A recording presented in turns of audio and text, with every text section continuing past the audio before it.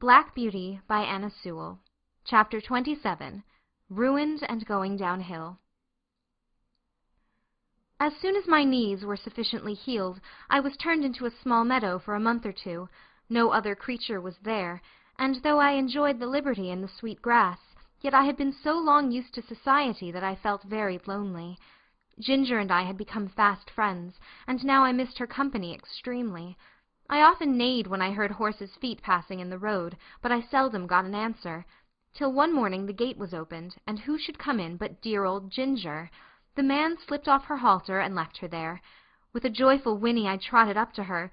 We were both glad to meet, but I soon found that it was not for our pleasure that she was brought to be with me. Her story would be too long to tell, but the end of it was that she had been ruined by hard riding, and was now turned off to see what rest would do. Lord George was young and would take no warning. He was a hard rider, and would hunt whenever he could get the chance, quite careless of his horse. Soon after I left the stable there was a steeplechase, and he determined to ride. Though the groom told him she was a little strained, and was not fit for the race, he did not believe it, and on the day of the race urged Ginger to keep up with the foremost riders.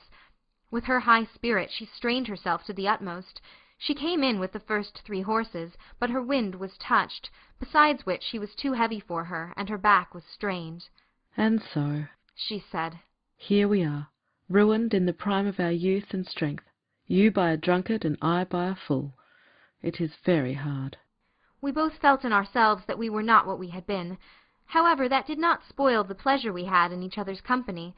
We did not gallop about as we once did, but we used to feed, and lie down together, and stand for hours under one of the shady lime trees, with our heads close to each other, and so we passed our time till the family returned from town.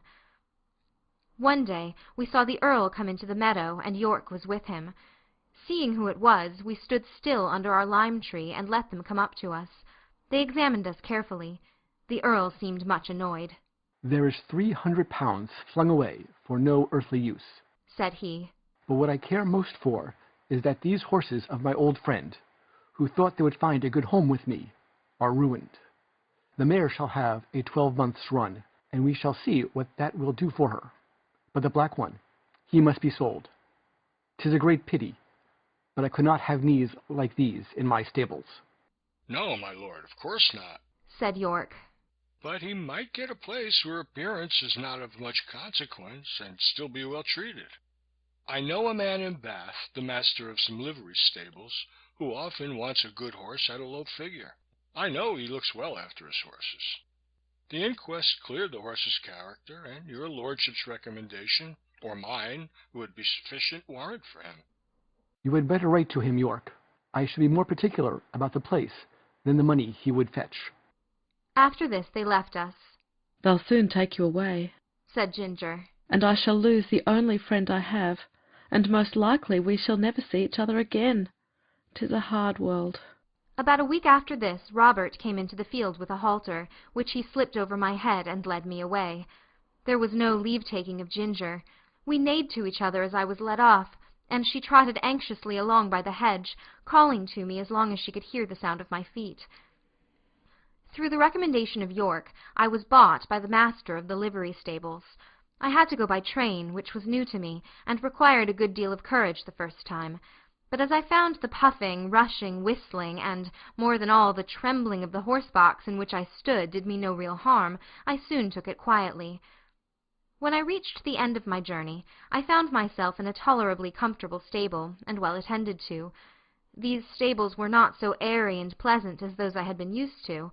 The stalls were laid on a slope instead of being level, and as my head was kept tied to the manger, I was obliged always to stand on the slope, which was very fatiguing.